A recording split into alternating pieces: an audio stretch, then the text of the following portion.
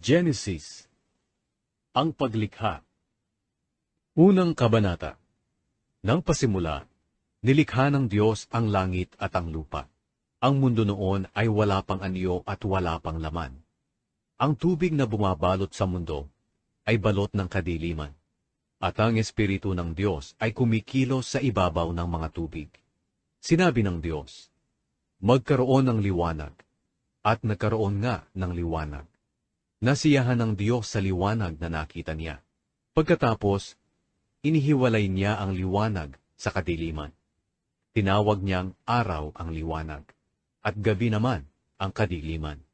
Lumipas ang gabi at dumating ang umaga. Iyon ang unang araw.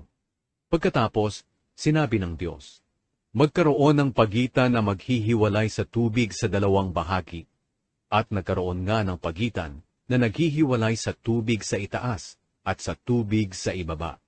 Ang pagitang ito'y tinawag ng Diyos na kalawakan. Lumipas ang gabi at dumating ang umaga. Iyon ang ikalawang araw. Pagkatapos sinabi ng Diyos, magsama sa isang lugar ang tubig sa mundo para lumitaw ang tuyong bahagi. At iyon nga ang nangyari. Tinawag niyang lupa ang tuyong lugar, at dagat naman ang nagsamang tubig. Nasiyahan ng Diyos sa nakita niya. Pagkatapos sinabi ng Diyos, magsitubo sa lupa ang lahat ng uri ng halaman, ang mga tanim na nagbubunga ng butil, at ang mga punong kahoy na namumunga ayon sa kani-kanilang uri, at iyon nga ang nangyari. Tumubo sa lupa ang lahat ng uri ng halaman, ang mga tanim na nagbubunga ng butil, at ang mga punong kahoy na namumunga ayon sa kani-kanilang uri. Nasiyahan ng Diyos sa nakita niya.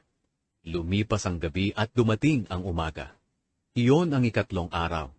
Pagkatapos sinabi ng Diyos, magkaroon ng mga ilaw sa kalangitan para ihiwalay ang araw sa gabi, at magsilbing palatandaan ng pagsisimula ng mga panahon, araw at taon. Magningning ang mga ito sa kalangitan para magbigay liwanag sa mundo. At iyon nga ang nangyari. Nilikha ng Diyos ang dalawang malaking ilaw. Ang pinakamalaki ay magliliwanag kung araw, at ang mas malaki ay magliliwanag kung gabi. Nilikha rin niya ang mga bituin.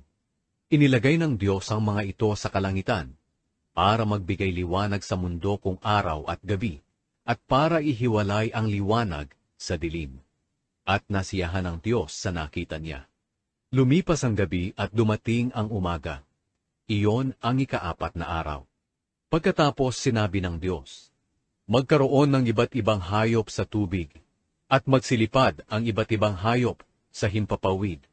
Kaya nilikha ng Diyos ang malalaking hayop sa dagat, at ang lahat ng uri ng hayop na nakatira sa tubig, at ang lahat ng uri ng hayop na lumilipad. Nasiyahan ng Diyos sa nakita niya, at binasbasan niya ang mga ito. Sinabi niya, magpakarami kayo, kayong mga hayop sa tubig, at mga hayop na lumilipad. Lumipas ang gabi, at dumating ang umaga.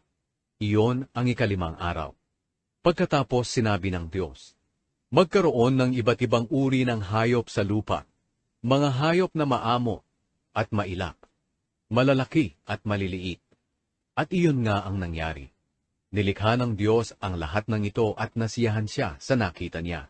Pagkatapos sinabi ng Diyos, likhain natin ang tao ayon sa ating wangis.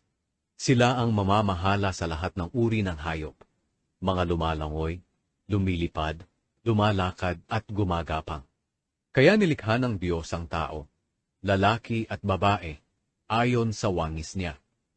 Binasbasan niya sila at sinabi, magpakarami kayo para mangalat ang mga lahi ninyo at mamahala sa buong mundo, at pamahalaan ninyo ang lahat ng hayop. Pagkatapos sinabi ng Diyos, ibinibigay ko sa inyo ang mga tanim na namumunga ng butil, pati ang mga punong kahoy na namumunga para inyong kainin. At ibinibigay ko sa lahat ng hayop ang lahat ng luntiang halaman bilang pagkain nila. At iyon nga ang nangyari. Pinagmasdan ng Diyos ang lahat niyang nilikha, at lubos siyang nasiyahan. Lumipas ang gabi at dumating ang umaga. Iyon ang ika-6 na araw.